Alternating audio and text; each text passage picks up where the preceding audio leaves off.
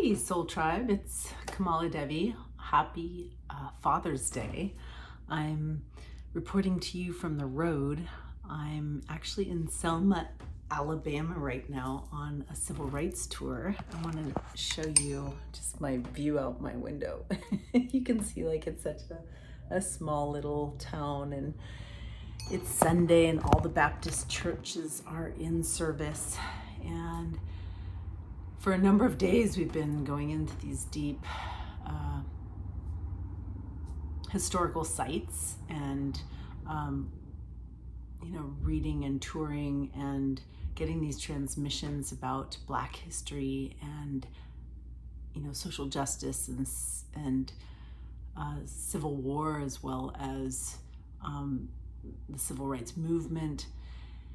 Whew, it's deep and it's heavy, and we're having really difficult conversations, which are important with my son. So, for Father's Day, Michael, my husband, wanted to take my 16-year-old son on a summer break, and it's really beautiful because he's,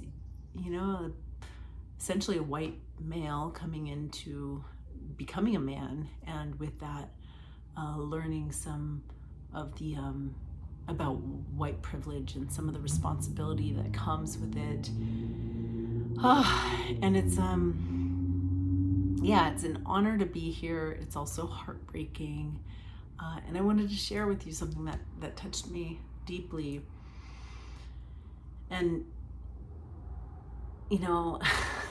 we all have different educations about racism and prejudice based on a lot of our schooling and our communities and our exposure.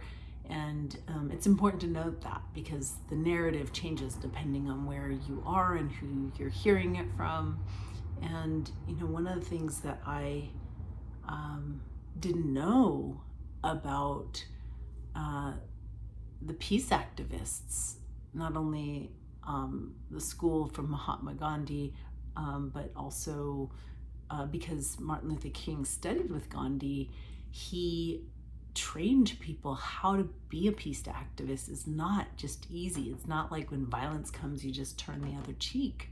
It's actually a deep spiritual fortitude that you stay in love, when there's anger and hate and danger coming at you, and in the face of all that, instead of reacting from your animal, that you come from vision, that you can see a future in which peace exists, and that your temporary pain or whatever you're going through is actually part of a greater narrative, and that if you can stay in ease and not react, you're gonna be a part of a greater narrative. And that is so profound. When I'm really here seeing the bombings and the police dogs and the streams of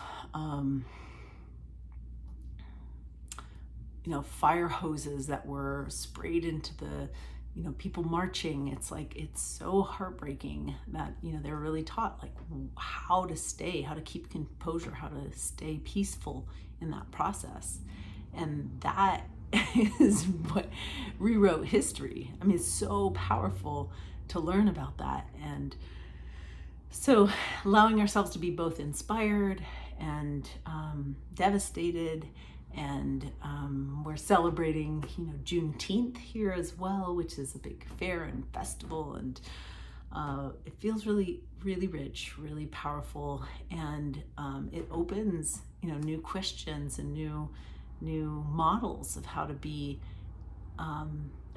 It's not new, it's pulling from our roots and bringing it forward into the current struggle of prejudice and racism, as well as sexism and transphobia, and who do we have to be to hold the vision of what's possible when people really are equal and treated equal with respect in our diversity. So I'm inspired, and I hope you have a fabulous Father's Day, and plant really powerful seeds. During the new moon, this is the time when I'm going to be planting seeds of peace, and I wish the same for you. Blessings.